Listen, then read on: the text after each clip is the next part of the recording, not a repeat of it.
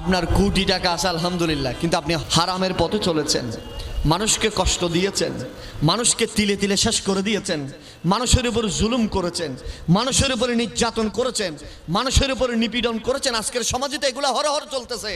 আপনারা আমারে বলেন, এখানে এমন কোনো ব্যক্তি আছেন হরিণের গোশত খাইছেন? আসেননি কেউ? বাজার থেকে কিনতে পারবেন? ওই একজন খাইছে, দুইজন খাইছে। প্রত্যেক দিন খান নাকি জীবন একবার খাইছেন? প্রত্যেক দিন কেনার সামর্থ্য নাই।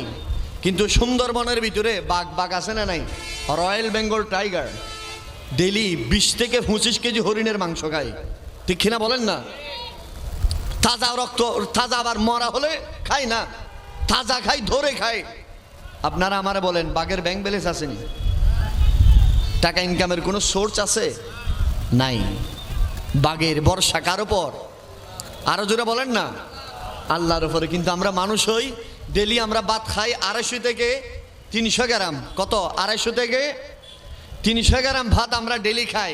কিন্তু 250-300 গ্রাম ভাত খাওয়ার জন্য, 250-300 গ্রামে খাওয়ার জন্য কতজনের উপরে আমরা নির্যাতন চালাই, কতজনের উপরে নিপীড়ন চালাই, কতজনের উপরে জুলুম করি, কতজনের উপরে আমরা নির্যাতন নিপীড়ন করে শুধুমাত্র ডেলি কতগুলা 250 থেকে 300 গ্রাম ভাত, চাউলের দানা খাই, মুটরের দানা খাই, কয়েক লিটার পানি খাই, কতগুলা ফলমূল খাই। এগুলা খাওয়ার জন্য আমরা আরেকজন মানুষকে হত্যা করি। কথা বলেন ঠিক কিনা?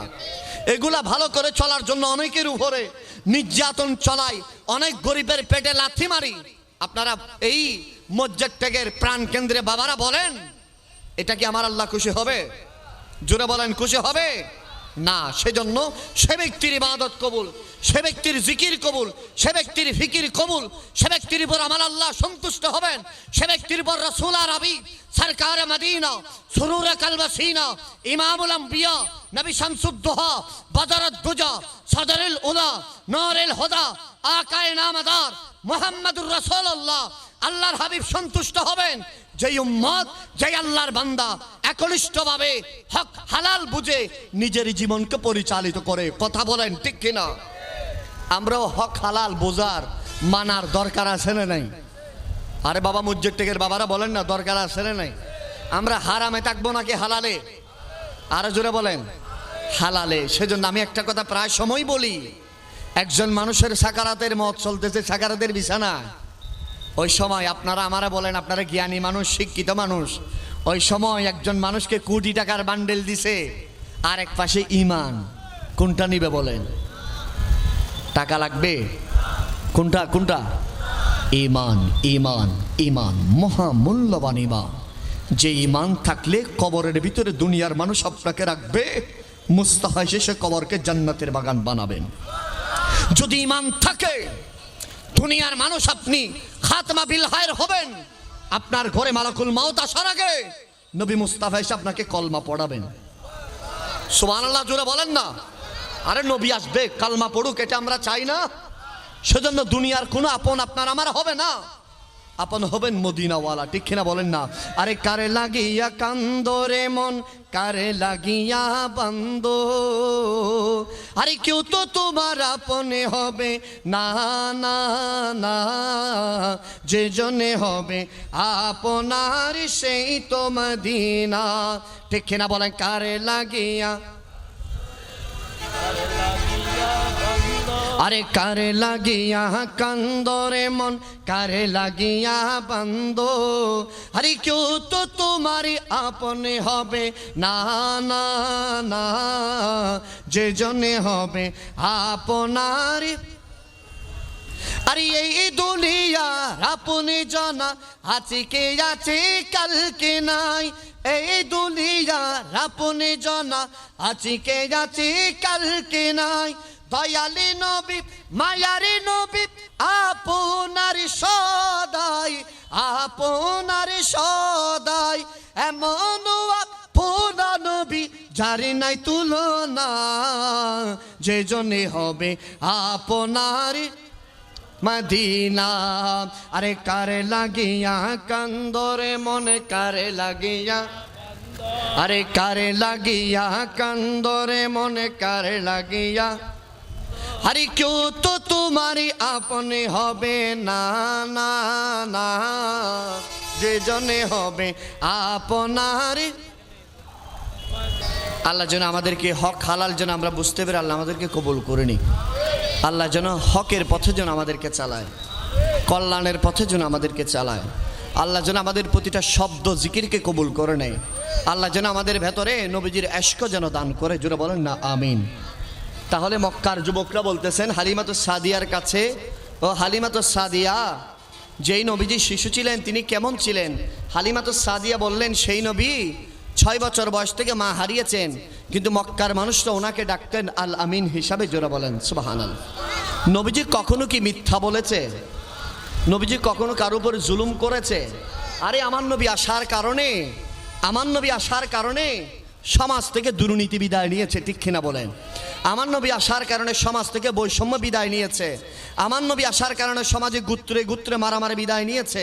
আমার নবী আসার কারণে একজন মায়ের হক সন্তানের কাছে প্রতিষ্ঠা হয়েছে। আমার নবী আসার কারণে সমাজের ভেতরে আল্লাহর রহমত প্রতিষ্ঠা হয়েছে। আমার নবী আসার কারণে এই জমিনে আল্লাহর দ্বীন একামত ইসলাম প্রতিষ্ঠা হয়েছে। কথা বলেন ঠিক কিনা?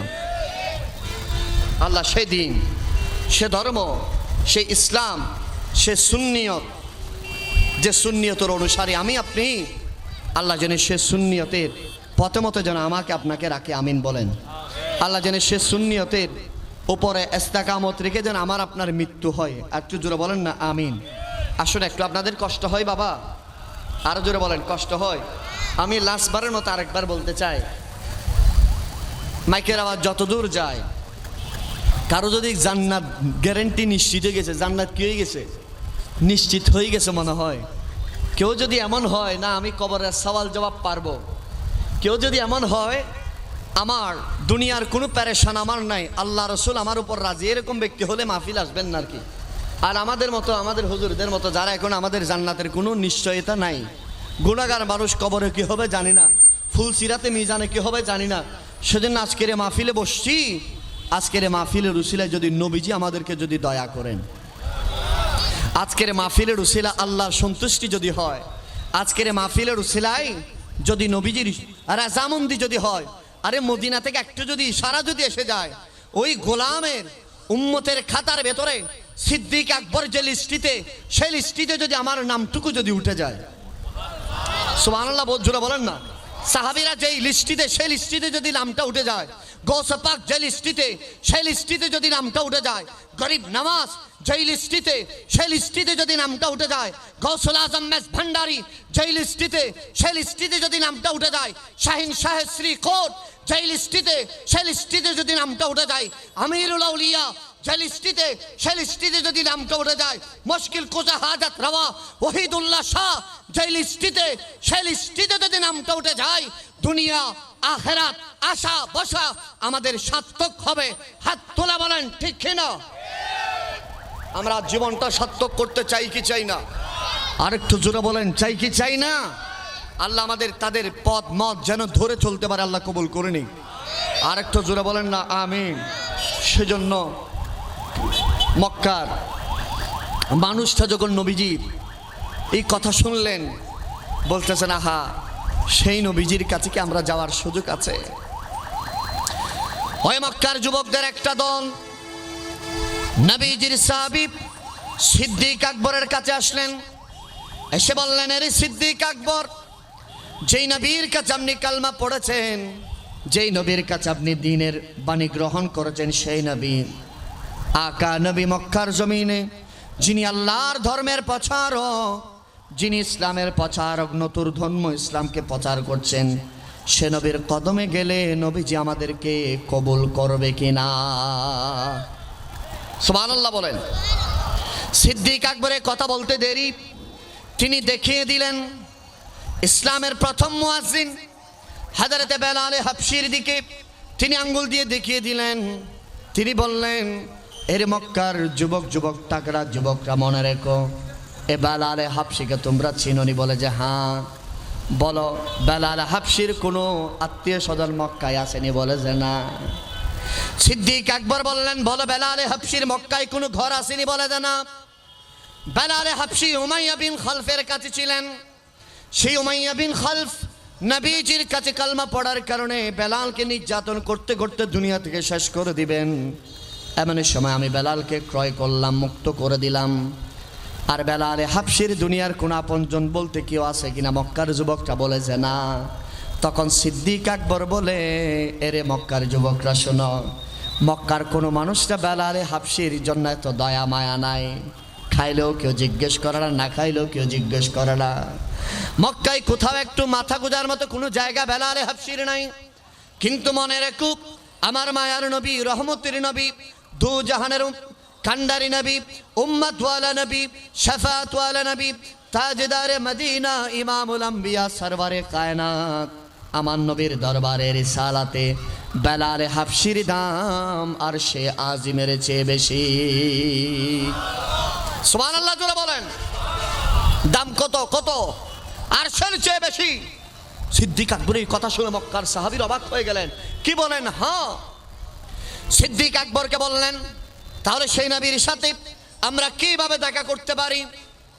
বললেন, রাত্রির গভীরে যেতে হবে, মক্কার জমিনে কোনো মানুষ যেন না জানে, আমাদের মা বাবারাও যেন না জানে। কেননা কোনো মানুষ যদি জেনে ফেলে আমরা যে রাসূলুল্লাহর কাছে এসেছি, তাহলে আমাদেরকে মক্কা থেকে বের করে দিবে, আমাদের ব্যবসা বাণিজ্য বন্ধ করে দিবে। শুধু তাই নয়, উতবা, শাইবা, ওয়ালিদ বিন মুগিরা, আবু লাহাব, আবু জাহাল, তারা সবাই বলেছে যারা রাসূলুল্লাহর, মুহাম্মাদুর রাসূলুল্লাহর কাছে কালমার দাওয়াত যারা গ্রহণ করেছে, প্রত্যেককে তারা বিতাড়িত করে দিবে, ব্যবসা বাণিজ্য বন্ধ করে দিবে, তাদেরকে যেখানে পাবে সেখানে হত্যা করে ফেলবে। জুড়ে বলেন নাউজুবিল্লাহ। এই কথাগুলো কে বলতেছে? মক্কার যুবকরা বলতেছেন। সিদ্দিক আকবর, আমরা গোপনে রাতের আধারে সেই নবীর কাছে কালমা পড়বো। সিদ্দিক আকবর বলে যে কেন? বলে যে আমরা যদি নবীজির কাছে কালমা পড়ি, যে আমার মা বাবারা তো মূর্তি পূজা করে, আর আমরা তো রাসূলুল্লাহর কালমা পড়তে চাই। বলে যে কি জন্য পড়বা রাসূলুল্লাহর কালমা? বলে যে আমরা সেই নবী, ইসলামের দাওয়াত দেওয়ার পর থেকে আমরা অনেক গবেষণা করেছি, আমরা নবী সম্পর্কে জানার জন্য নবীর যিনি দূতমা ছিলেন মা হালিমাতুস সাদিয়ার কাছে গিয়ে নবীর সম্পর্কে জিজ্ঞেস করেছি। জোরে বলেন। বলে যে সব কিছু রিপোর্ট আমরা পেয়ে অবাক হয়ে গেলাম। আরে যেই নবী কখনো মিথ্যা বলে না, যেই নবী কখনো যেই নবী এতিমের হককে প্রতিষ্ঠা করে, যেই নবী জালেমের বিপক্ষে, মজলুমের পক্ষে, আর যেই নবী আমানতদারিতা, যেই নবী মিথ্যা কথা বলে না, যেই নবী গোত্রে গোত্রে দ্বন্দ্ব মিটিয়ে দেন, আরে আমরা তো সেরকম একজন নবী খুঁজছিলাম জিনার কাছে আমরা যারা কালমার দাওয়াত গ্রহণ করতে পারি। জোরে বলেন সুবহানাল্লাহ। আর একটু জোরে বলেন। আমরা সেই নবী, আজকে আমরা আপনারা সৌভাগ্যবান, আমরা আপনারা বংশ পরম্পরায় আমরা মুসলমান হয়েছি, ঠিক কিনা বলেন? আমরা বংশ পরম্পরায় কি হয়েছি? মুসলমান হয়েছি। আপনার দাদা মুসলমান, আপনার আব্বা মুসলমান, বাবা মুসলমান, সেজন্য আমরাও মুসলমান, ঠিক কিনা বলেন? মা মুসলমান, সেজন্য আমরা মুসলমান হলাম। কিন্তু বাবা, এই কত বড় নিয়ামত, কত বড় দয়া, এই ইসলাম, মুসলমান কত বড় নিয়ামতের ধর্ম ইসলাম। আমি আপনি যেই ধর্মের ভিতরে আছে, কথা বলেন না, ঠিক কিনা? আজ পুরো দুনিয়া ব্যাপী জানেন, আজ পুরো দুনিয়া ব্যাপী আপনি শুনেন, দেখেন, সারা কায়নাতের ভিতরে ৩,৫০০-এর উপরে ধর্ম আছে। সবচাইতে লেটেস্ট, সবচাইতে নিউ, সবচাইতে নতুন ধর্মের নাম হচ্ছে ইসলাম। কথা বলেন না, ঠিক কিনা? ইসলাম ধর্মের বয়স কত? মাত্র ১,৫০০ বছর। বলেন কত বছর? মাত্র ১,৫০০ বছর। আমাদের সমাজে হিন্দু ভাইয়েরা আছে না নাই? আছে। হিন্দু ধর্মের বয়স কত জানেননি? কত? ৬০ থেকে ৫,৫০০ বছর হিন্দু ধর্মের বয়স। কিন্তু সারা পৃথিবীতে মুসলমান। সেজন্য গবেষকরা বলতেছেন ২০৫০ সালের ভিতরে সারা পৃথিবীর সবচেয়ে যে ধর্মের অনুসারী বেশি হবে তারা মুসলমান। সুবহানাল্লাহ বলেন। আপনারা শুনলে অবাক হয়ে যাবেন, গড়ে গড়ে প্রত্যেক দিন ডেইলি ৫ থেকে ৭,০০০ মানুষ ইসলাম ধর্ম গ্রহণ করেন। সুবহানাল্লাহ বলেন। সেজন্য আমরা একটা কথা প্রায় সময় বলি, বিজ্ঞানের যাত্রা বেশি যত হবে, বিজ্ঞান যত বেশি কি হবে? সবাই বলেন, বিজ্ঞান যত বেশি আপডেট হবে, বিজ্ঞানের অগ্রযাত্রা যত বেশি হবে, মানুষ ইসলামের দিকে ঝুঁকে পড়বে। সুবহানাল্লাহ, সুবহানাল্লাহ জোরে বলেন। বিজ্ঞানের যাত্রা যত বেশি হবে, মানুষ কিসের দিকে ঝুঁকে পড়বে? ইসলামের দিকে। বিজ্ঞানের যাত্রা যত বেশি হবে, মানুষ দিন হিসাবে ইসলামকে কবুল করে নিবে। সুবহানাল্লাহ।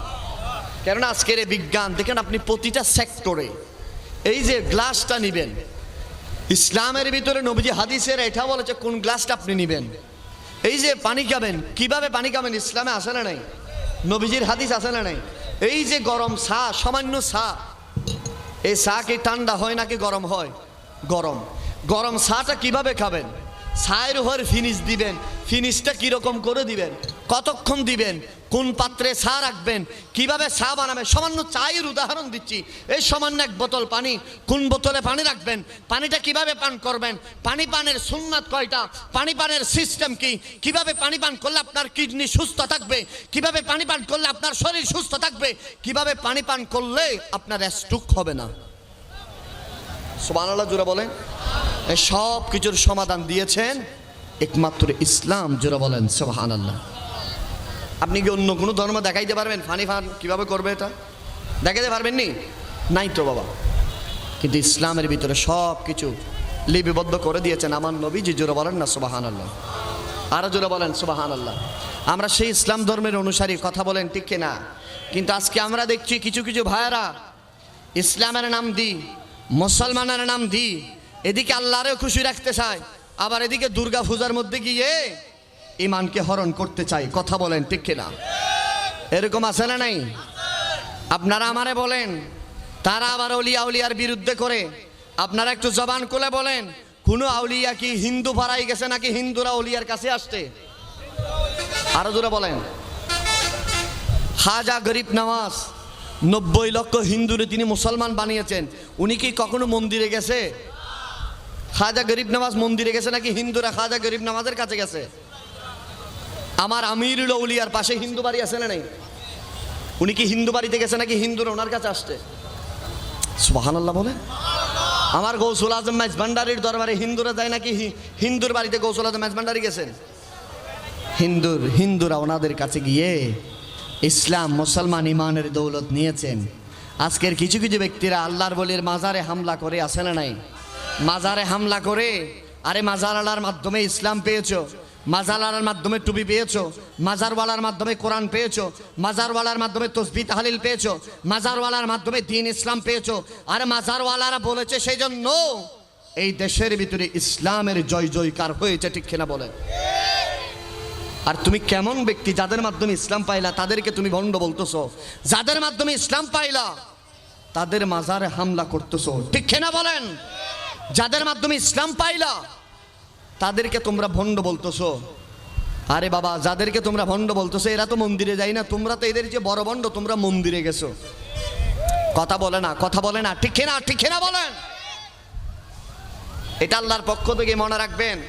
এক সময় যারা আমাদেরকে মাজার পূজারি বলতো, আরে আমরা মাজার পূজা করি নাকি জিয়ারত করি বলেন? মাজার জিয়ারত করি আমরা, কিন্তু আজকের দিনে তারা দিবালোকের মতো মন্দিরে গিয়ে পূজা করতেছে, ঠিক কিনা বলেন? যারা মাজারে বিরানের বিরোধিতা করেছে এখন তারা পূজায় গিয়ে প্রসাদ খাচ্ছে, ঠিক কিনা বলেন? যারা মাজারে যাওয়া শিরিক বলেছে আমরা দেখছি, তারা এখন মন্দিরে গিয়ে আল্লাহর শুকরিয়া আদায় করতেছে। তাদের এমন এমন ব্যক্তি আমরা দেখতেছি যারা মন্দিরে গিয়ে বলতেছে রোজা আর পূজা এক। নাউজুবিল্লাহ জোরে বলেন না। রোজা আর পূজা কি এক নেই? আরো জোরে বলেন। যে ব্যক্তি রোজা আর পূজা এক বলেছে সে কি ইমান আসেনি? আরো জোরে বলেন আসেনি? কিন্তু আমি বুঝি না, তারপরেও তারা ইসলামের নামে ইসলামী দলের নাম দিয়ে দিয়ে দূরে বেড়ায়। আমার মনে হয় এরা ইসলাম না, এটা নির্দিষ্ট একটা মতাদর্শের আকীদার লালন করে, ঠিক কিনা বলেন? কেননা মদিনার ইসলাম কখনো মূর্তি পূজায় যাওয়া শিখায় নাই, ঠিক কিনা বলেন? মদিনার যে ইসলাম সেই ইসলাম কখনো দুর্গা পূজায় যায় না, ঠিক কিনা বলেন?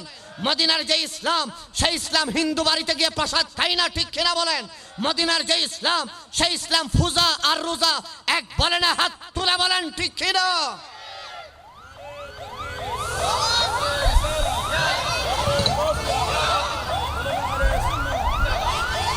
আল্লাহ এদের থেকে আমাদের হেফাজত করুক, আমিন বলেন। আরে জোরে বলেন আমিন। আরে নবী ছাড়া নাই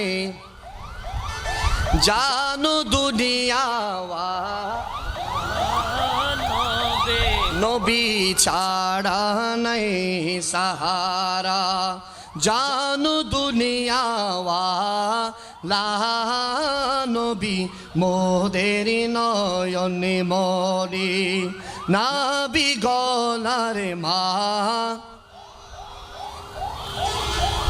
বাবা নবী ছাড়া কোন সাহারে আসেনিও, আরে জোরে বলেন আসেনি। আরে দুনিয়ার জমিনে বাদশা সে যেই নবীকে ভালোবেসেছে, আখিরাতে বাদশা সে যেই নবীকে ভালোবেসেছে। কোরআন তার জন্য, কবর তার জন্য জান্নাত হবে যেই নবীকে ভালোবেসেছে। আজকের মুজাদ্দিদের বাবারা হাত তোলা বলেন আমরা সেই নবীকে ভালোবাসতে চাই কি চাই না? আরো জোরে বলেন চাই কি চাই না? আরে আদম থেকে ঈসা নবী, আরে নাফিসি নাফিসি করিবেন সবই, ঠিক কিনা বলেন? আরে উম্মত উম্মতি বলে কাতিবে নবী কামেলি ওয়ালা নবী ছাড়া জানো দুনিয়া ওয়া নবী মোদের নয়নে মনে, নবী গলারে মা, নবী ছাড়া নাই সাহারা। সালাতুনিয়া সালামুনিয়া হাবিবাল্লাহ, জোরে জোরে সালাতুনিয়া।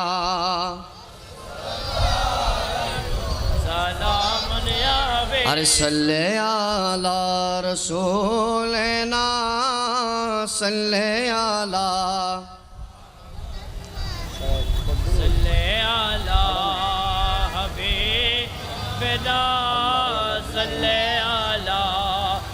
মুহাম্মাদিন, সাল্লে আলা হাবিবিনা, সাল্লে আলা। খৌফে না রাখি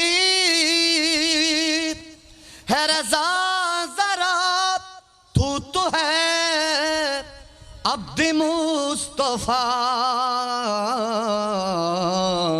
तेरे लिए अमान है, तेरे लिए अमान है। सल्ले अला रसूलना मुहम्मदिन, सल्ले अला हबीब,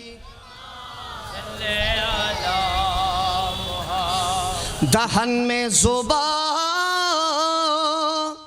तुम्हारे लिए, बदन में है जा तुम्हारे लिए, हमारे यहाँ तुम्हारे लिए उठे भी वहाँ तुम्हारे लिए। सल्ले अला, जुरे जुरे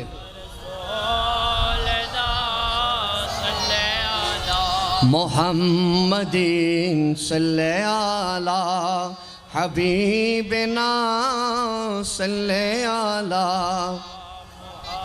একটু জোরে বলেন না সুবহানাল্লাহ, আর একটু জোরে বলেন। তাহলে সেই নবী কদম আমরা ধরতে চাই কিনা, যে নবীর জন্য সাহাবায়ে কেরাম জীবন কোরবান করে দিয়েছেন, যে নবীর চেহারার দিকে তাকিয়ে শত শত সাহাবীরা নিজের শরীর থেকে মস্তককে আলাদা করে দিয়েছেন, যেই নবীর দিকে তাকিয়ে সাহাবীরা বলেছে ইয়া রাসূলুল্লাহ কিছু লাগবে না, দুনিয়ার কোনো তলোয়ারি, দুনিয়ার কোনো পাওয়ার, দুনিয়ার কোনো পার্সোনালিটি, কোনো কিছু লাগবে না ইয়া রাসূলুল্লাহ, শুধু আপনি দাঁড়িয়ে থাকবেন, ওগুলো বিয়ে জীবনকে কোরবান করে দিব। সুবহানাল্লাহ, জোরে বলেন না। এইভাবে করে করে সাহাবায়ে কেরাম কি করেছেন? ইসলামকে বুলন্দ করেছেন, ঠিক কিনা বলেন? এইভাবে কোরবান করে, জীবনকে কোরবান করে ইসলাম এত দূর পর্যন্ত এসেছে, ঠিক কিনা বলেন? এইভাবে নিজের জীবনকে বিলীন করে সাহাবায়ে কেরাম ইসলামের বাতিকে জ্বালিয়েছেন, ঠিক কিনা বলেন? এইভাবে নিজের জীবনকে পরিপূর্ণ ইসলামের পথে কোরবান করে দিয়ে তারা ইসলামের বাতিকে, ইসলামের পতাকাকে সমুজ্জ্বল করেছে, কথা বলেন ঠিক কিনা? তাহলে আমরাও, আমাদের কিছু দায়িত্ব আছে না নাই? আমাদের এক নম্বর দায়িত্ব, দুনিয়া যেদিকে যাবে যাক, ইসলামকে ছাড়া যাবে না, ঠিক কিনা বলেন না? আমাদের দায়িত্ব, দুনিয়া যেদিকে যাবে যাক আমরা আল্লাহকে ছাড়বো, দুনিয়া যেদিকে যাবে যাক আমরা আল্লাহ, ইসলাম, রসুল্লাহর ইশককে ছাড়তে পারবো? কখনো ছাড়তে পারবো না। কেমন করে? আমি যদি আপনাদেরকে একটু করে যদি বলি, এদিকে চারিদিকে আওয়াজ, তারপর আপনারা বসেছেন, আমার ভালো লাগতেছে, সেজন্য আমি কষ্ট হলেও কথাগুলো বলতেছি। আমরা তো কত কিছু না আমরা পাই, খানা আছে, ফিনা আছে, ঘর আছে, বাড়ি আছে, তারপরেও কোনো কিছুর অভাব আছে? যে বলতেছে টাকা কম, এইও কি উপবাসটাকে, যার বলতেছে কিছু নাই, অন্তপক্ষে ঘর তো আছে, কি আছে মাথার উপর, কি আছে ঘর আছে, যে কিছু খাই না, মোটামুটি ভাত তো 2 বেলা খাইতে পারে। আপনি সাহাবায়ে কেরামের জীবন, দিনের পর দিন এমনও সাহাবী, আসহাবে সুফফার ভিতরে এমনও সাহাবী ছিলেন যে সাহাবী 1 সপ্তাহ পর্যন্ত কিছু খেতে পারে নাই।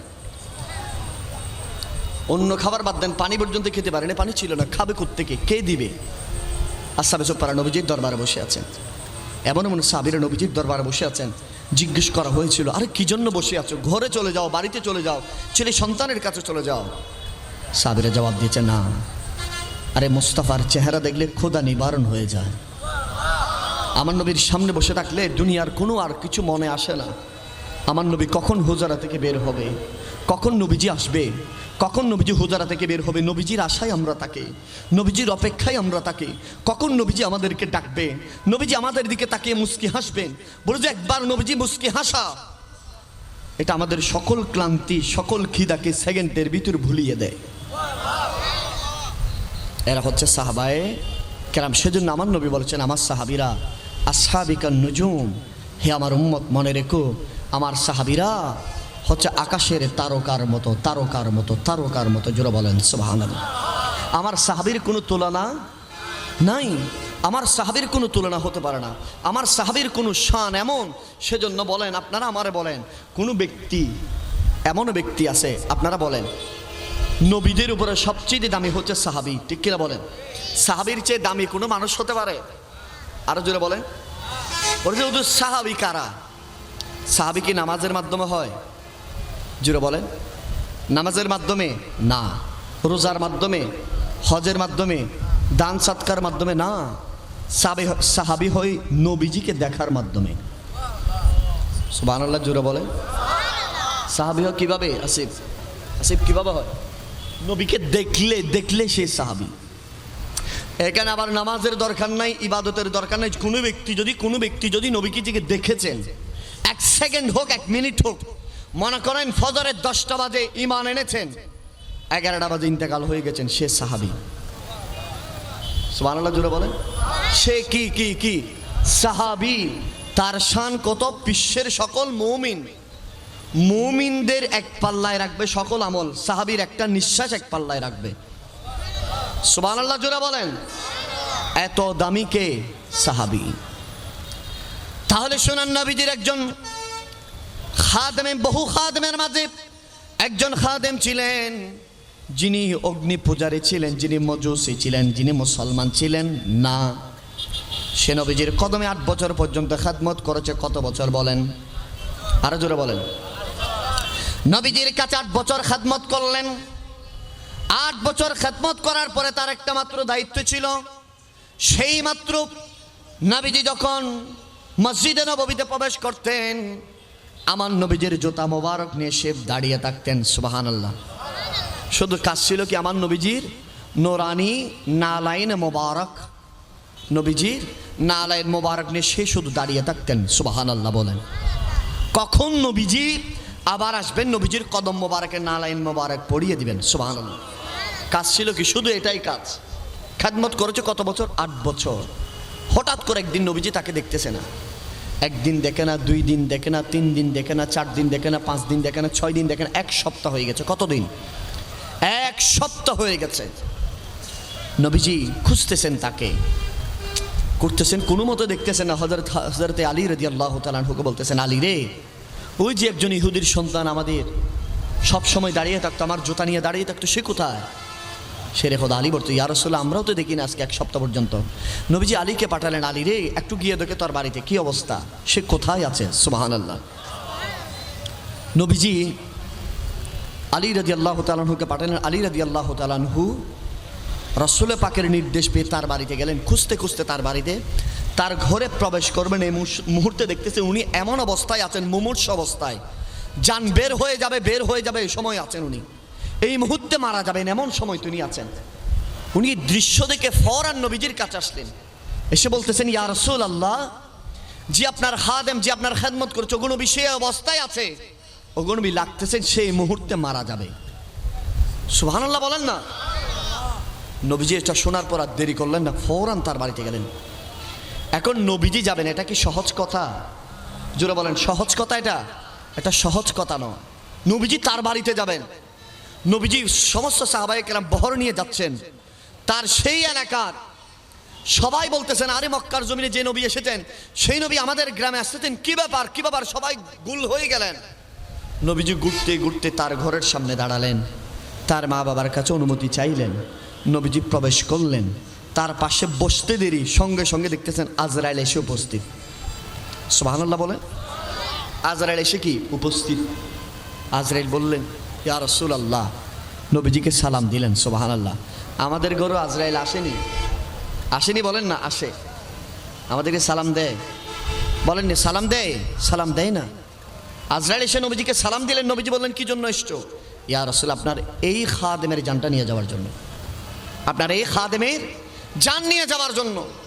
তখন আমার নবী ওই সন্তান যে খাদেম ছিল তাকে বলতেছেন, বেটারে দ্রুত একটু তোমার হাতটা আমার উপর দাও, তুমি একটু কালমা পড়ে নাও। সুবহানাল্লাহ। আর একটু জোরে বলেন কি পড়ে নাও, কালমা পড়ে নাও তুমি একটু। নবীজি সাহাবী এই খাদেমকে কথা বলতে দেরি, সেই মা বাবার দিকে তাকাচ্ছেন। সুবহানাল্লাহ। তার মায়ের দিকে তাকাচ্ছে, বাবার দিকে তাকাচ্ছে। তখন নবীজি তার মা বলতেছেন, আরে বেটা, আজকে শুধু কালমা তুমি নয়, তোমার সাথে আমরাও পড়বো। সুবহানাল্লাহ বলেন। তুমি দেরি করছো কেন, তোমার সাথে আমরাও কালমা পড়বো। তখন মা বারবার ইশারা দিচ্ছেন, আর তাড়াতাড়ি কালমা পড়ো নাও। সে ব্যক্তি হাতের উপর হাত রাখলেন, পড়তে লাগলেন লা ইলাহা ইল্লাল্লাহু মুহাম্মাদুর রাসূলুল্লাহ। জোরে বলেন সুবহান। কালমা পড়ার সাথে সাথে দুনিয়া থেকে তিনি বিদায় নিলেন। জোরে বলেন সুবহানাল্লাহ। নবীজিকে জিজ্ঞেস করলেন ইয়া রাসূলুল্লাহ, কি আজীব ব্যাপার বুঝলাম। বলো যে আমি যখন তার পাশে বসেছি আজরাইল এসে উপস্থিত। সুবহানাল্লাহ। তো যে 8 বছর আমার নালায়েন মোবারক নিয়ে আমার খেদমত করেছে, সেই আমার ঈমান গ্রহণ করবে না, সে জাহান্নামী হয়ে মৃত্যুবরণ করবে, এটা আমি রাসূল চাই না। সেজন্য আমি তাকে কালমা পড়িয়ে দিলাম। এবার আপনারা আমারে বলেন, এই নবীজির খাদেম সাহাবী উনি কি নামাজ পড়ছে? জোরে বলেন নামাজ পড়ছে? উনি কি রোজা রাখছে? উনি কি হজ যাকাত দিছে? উনি কি ইবাদত বন্দেগী করছে? উনি কালমা পড়ছে, 1 সেকেন্ডে দেরি নেই তিনি মারা গেছে। কিন্তু ওনার শান কত? আসমান জমিনে যত ইমানদার আছেন সবচেয়ে বেশি তার শান বেশি। জোরে বলেন সুবহানাল্লাহ। আর একটু জোরে বলেন না সুবহানাল্লাহ। এবার সেই নবী ইমানের, সেজন্য দিন, ইসলাম, ইমান, নামাজ, রোজা, হজ, যাকাত সব কিছুর সবচাইতে দামি জিনিস হচ্ছে নবীর মোহাব্বত। ঠিক কিনা বলেন? নবীর মোহাব্বতের মতো দামি জিনিস আর হতে পারে? একটু দুরূদ শরীফ পড়েন। সালাতুন ইয়া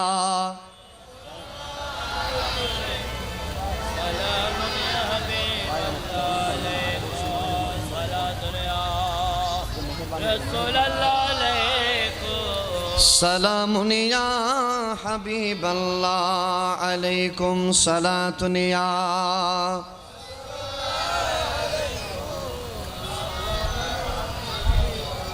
তাহলে মসজিদ টেকের বাবারা সবচেয়ে দামি কি বলেন? আরো জোরে বলেন না। নবীর মোহাব্বত। কি নবীর মোহাব্বত।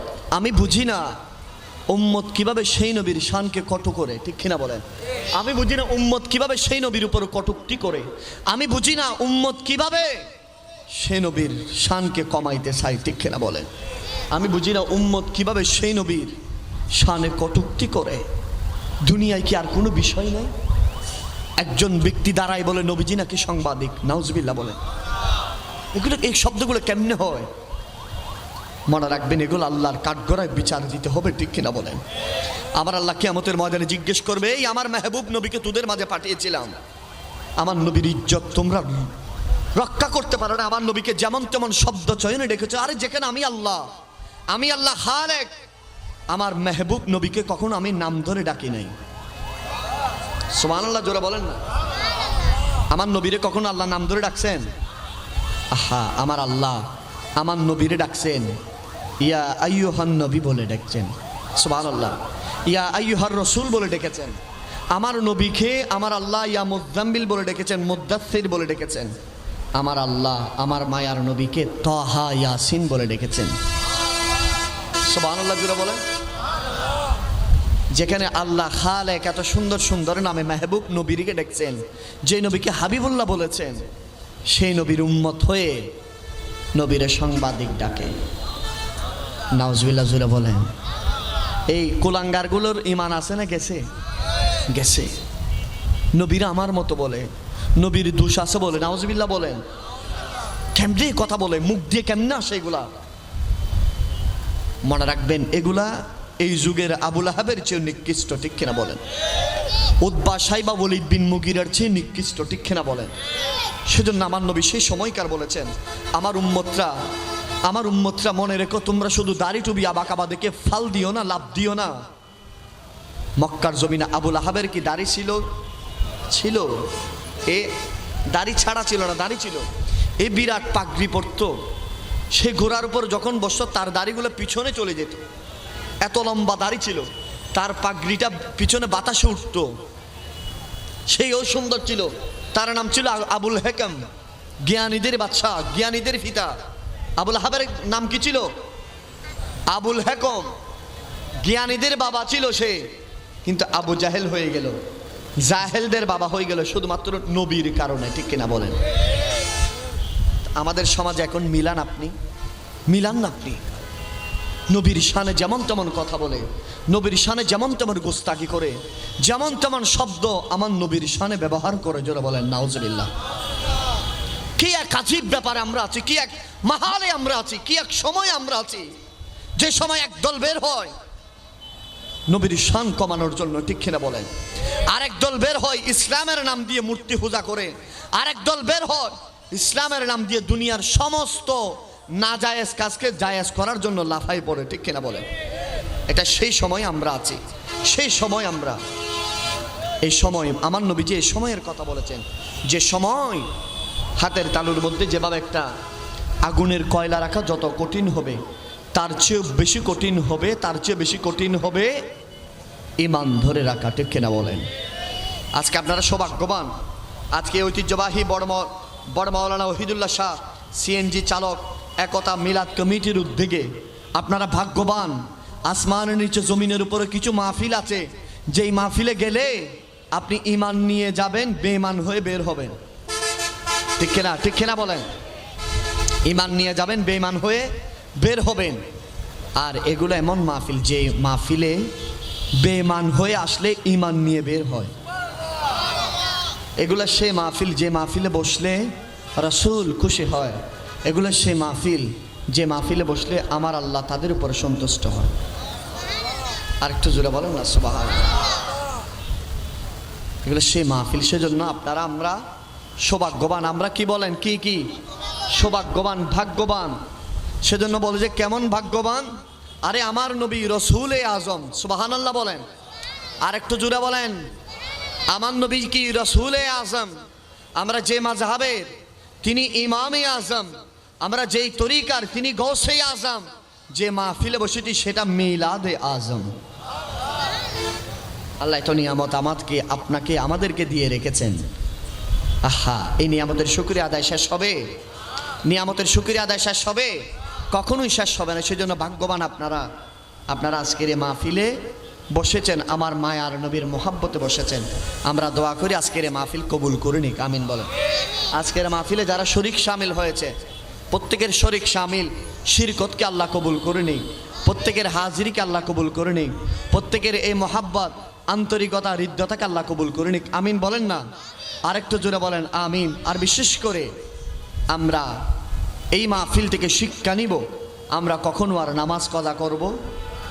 জোরে বলেন না। নামাজ কাজা করব, কখনো মা বাবার অবহেলা করব, কখনো আমরা ইসলামের বহির্ভূত কাজ করব, কখনো আমরা মা বাবা অসন্তুষ্ট হয় এমন কাজ করব, কখনো আমরা আমাদের জানাবশতে আমরা এমন কাজ করব না, আমরা এমন কাজ করব না যে কাজের কারণে রাসূল আমাদের উপর সন্তুষ্ট হয়, যে কাজের কারণে আল্লাহ আমাদের উপর নারাজ হয়, যে কাজের কারণে ঈমান বিল হারিজ হয়ে যাব, যে কাজের কারণে আমাদের উপর আল্লাহর লানত নেমে আসবে, যে কাজের কারণে নবীজি আমাদের উপর রাগ করবেন। কথা বলেন ঠিক কি না? এরকম কাজ আমরা করতে পারবো? আল্লাহ এগুলা থেকে আমাদেরকে হেফাজত করুন। কনজুল কারামি মৌলান নিআমি হাদিল মিলি শরিয়াতিহি আল্লাহ সবাই জোরে জোরে হো আল্লাহ আল্লাহ আল্লাহ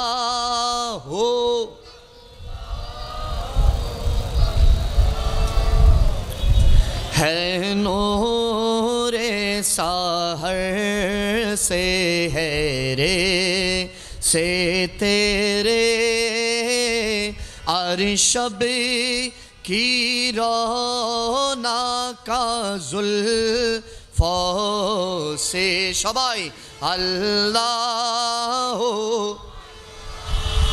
हो अल्लाह अल्लाह अल्लाह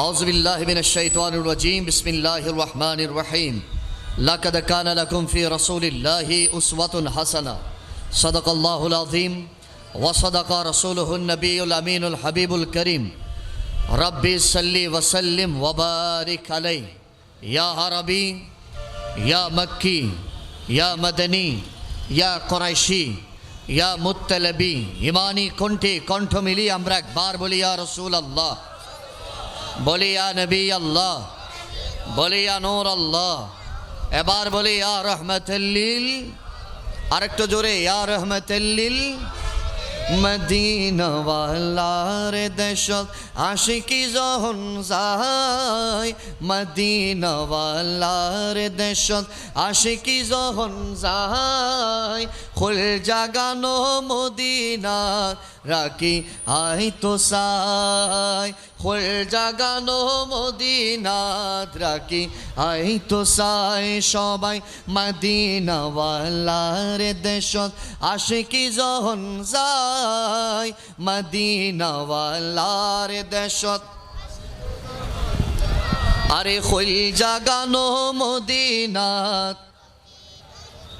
হারে লাভারিস নো গুনাহগারল হাসরের মাড়ত আরে রহমতর সাদরে যখন আরে নবীরাতত সুবহানাল্লাহ বলেন আরে লাভারিস নো গুনাহগারল হাসরের মাড়ত আরে রহমতর সাদরে যখন আরে নবীরাতত আরে খড়ে যাইব উম্মতে ওয়ালা উম্মতে ফেলাই খড়ে যাইব মদিনাওয়ালা উম্মতে ফেলাই হইল জাগানো মদিনাত আরে মদিনা ওয়ালার দেশত আশিকি যখন যায় মদিনা ওয়ালার দেশত আশিকি যখন যায় হইল জাগানো মদিনাত আরে লাভারিস নো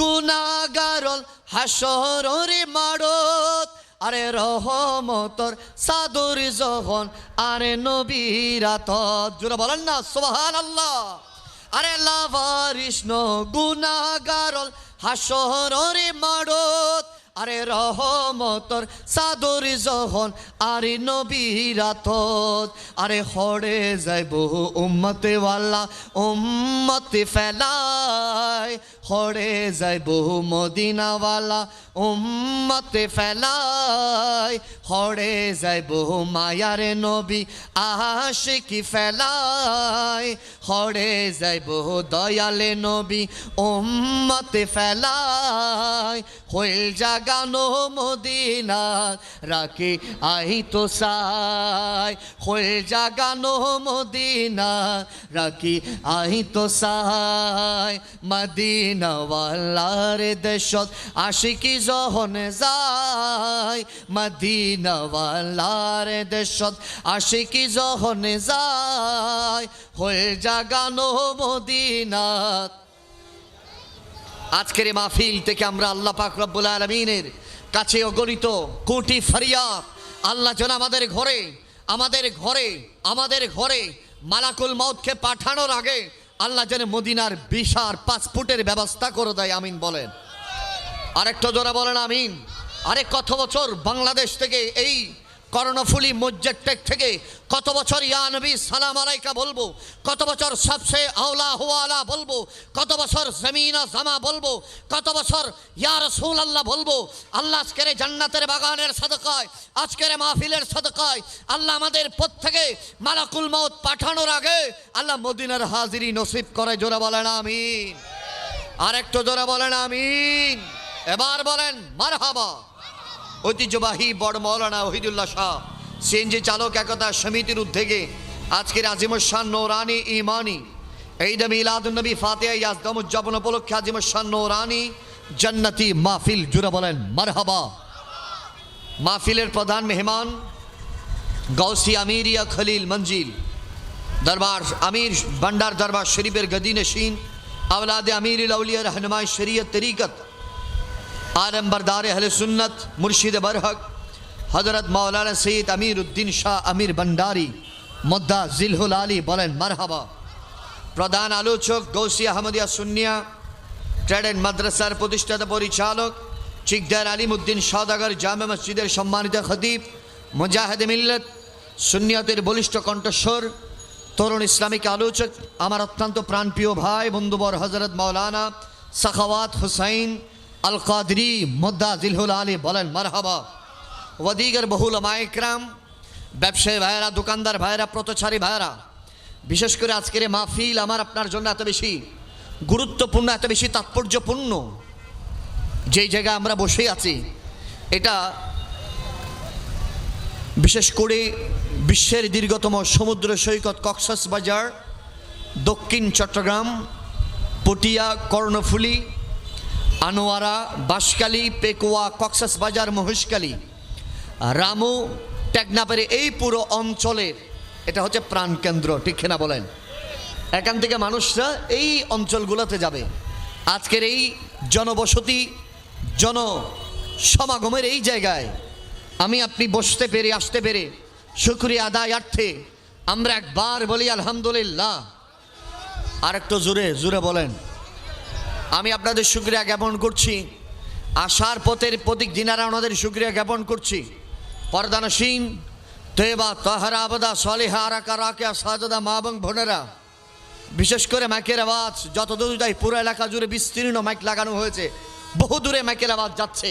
পথচারী ভাইয়েরা যারা যে যেখান থেকে শুনছেন, হয়তো কেউ সিএনজিতে, কেউ বাসে, কেউ ওই সেই দ্রুতগামী সার্ভিসে বসে, যে যেখানে বসে, কেউ 1 মিনিট 5 মিনিট 10 মিনিট, কেউ জ্যামে বসে শুনছেন, যে যেখান থেকে বসে মাইকের আওয়াজ শুনছেন, আমি আপনাদের সবাইকে সশ্রদ্ধ সালাম ইসলামী সম্ভাষণ জানাচ্ছি। আসসালামু আলাইকুম ওয়া রাহমাতুল্লাহি ওয়া বারাকাতুহু। আপনারা কেমন আছেন? ভালো রেখেছেন কে? আরো জোরে বলেন। বিশ্বাস করবেন কিনা জানি না, আমি আপনাদের চেহারার দিকে তাকিয়ে আছি। আপনারা কত ভাগ্যবান, কেননা এই মসজিদটেক একটা নতুন ব্রিজ চিটাগং শহরের প্রাণকেন্দ্র। এই রাস্তা দিয়ে চিটাগং শহরে ঢুকে দক্ষিণ চট্টগ্রাম এই রাস্তা দিয়ে বেরোয়। ঠিক কিনা বলেন না? এটা মূল প্রাণকেন্দ্র। আপনারা আজকে ইমানের একটা পরিচয় দিয়ে দিলেন।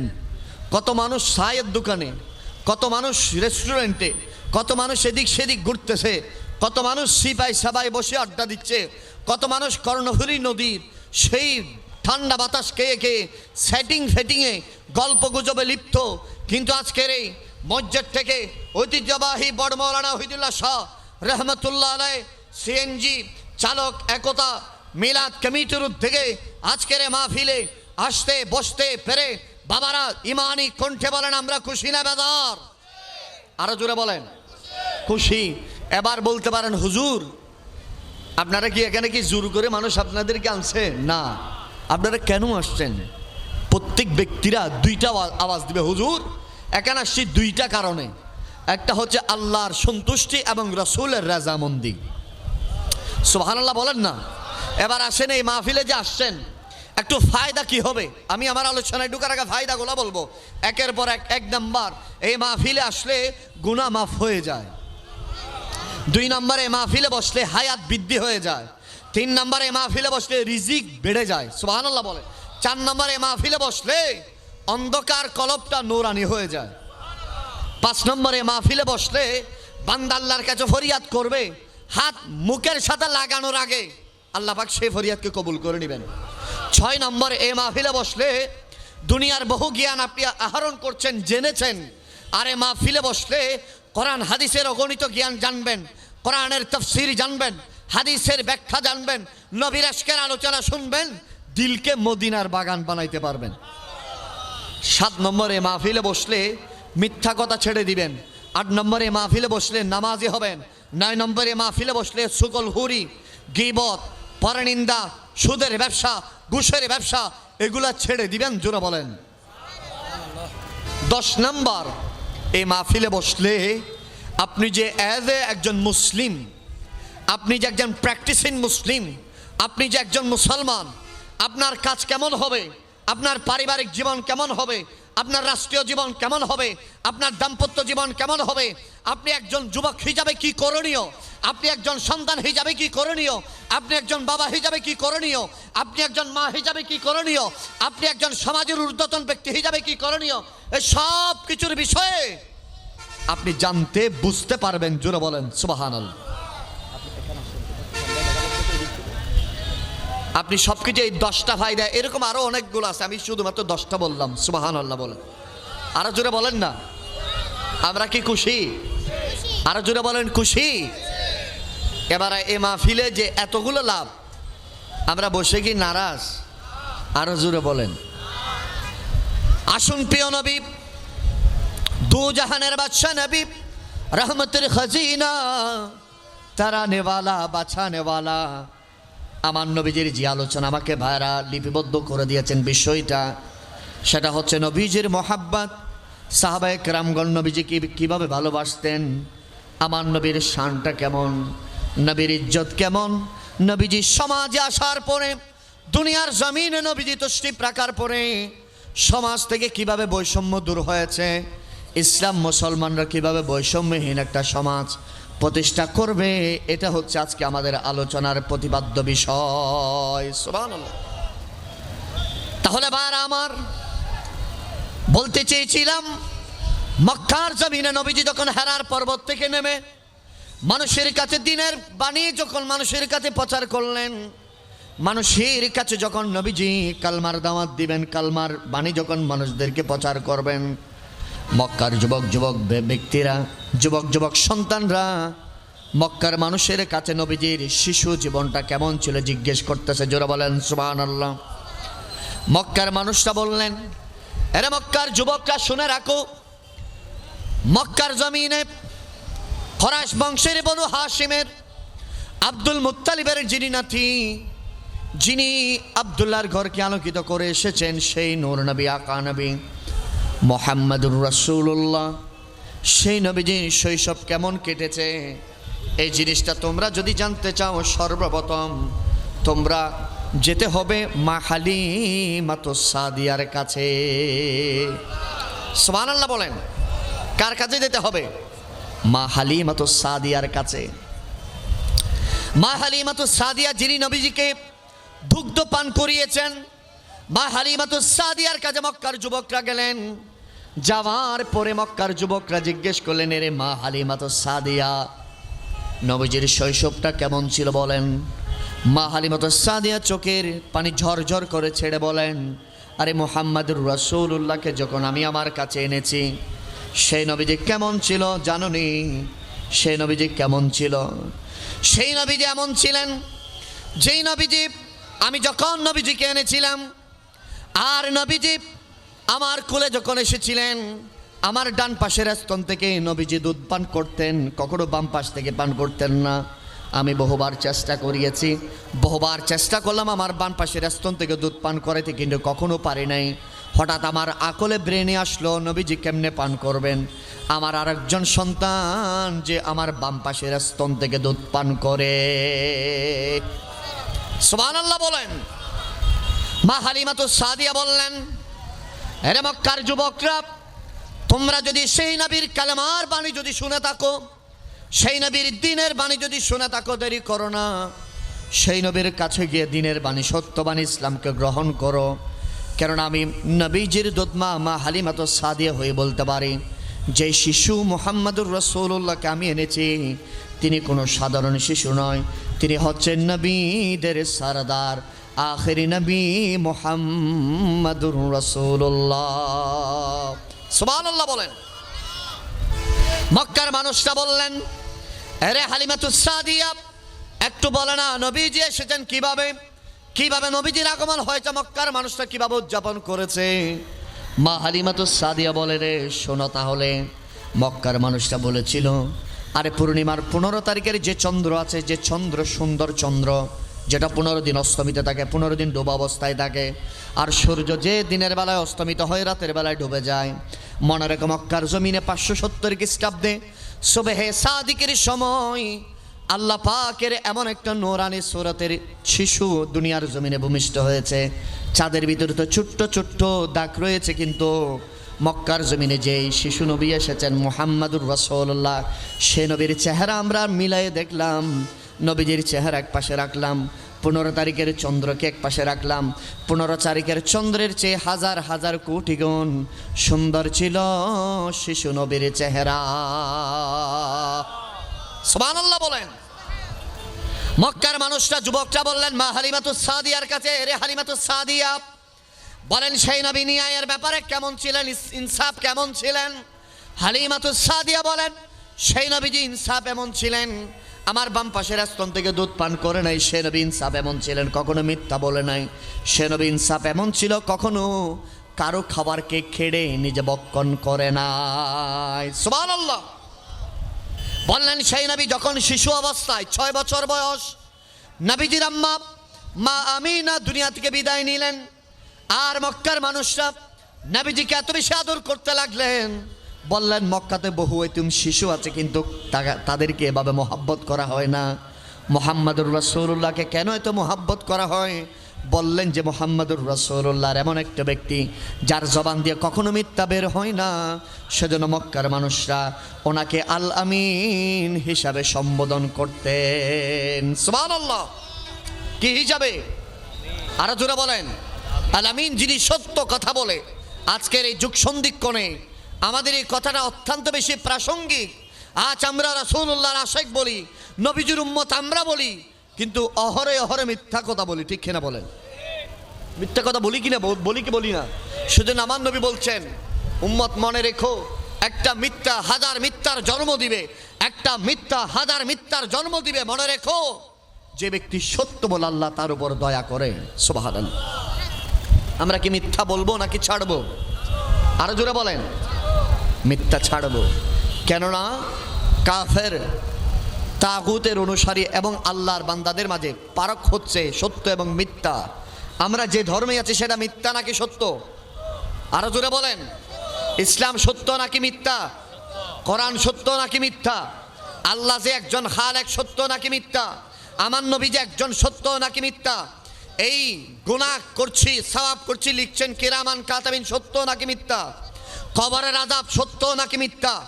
কবরের ভেতরে রহমত আছে, আযাবও আছে, সত্য নাকি মিথ্যা? মিজান ফুলসিরাত সত্য নাকি মিথ্যা?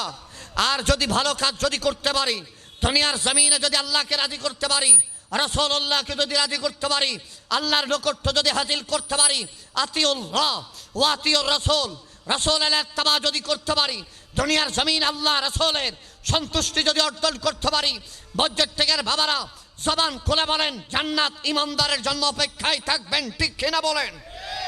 সে জান্নাত আছে, এটা সত্য নাকি মিথ্যা? আরো জোরে বলেন। সেটা যেমন সত্য, ইসলামের সবকিছু সত্য। আর ইসলামের সবকিছু সত্য হলে ইসলামের অনুসারী যারা, তারা কি মিথ্যা কথা বলবে নাকি সত্য কথা?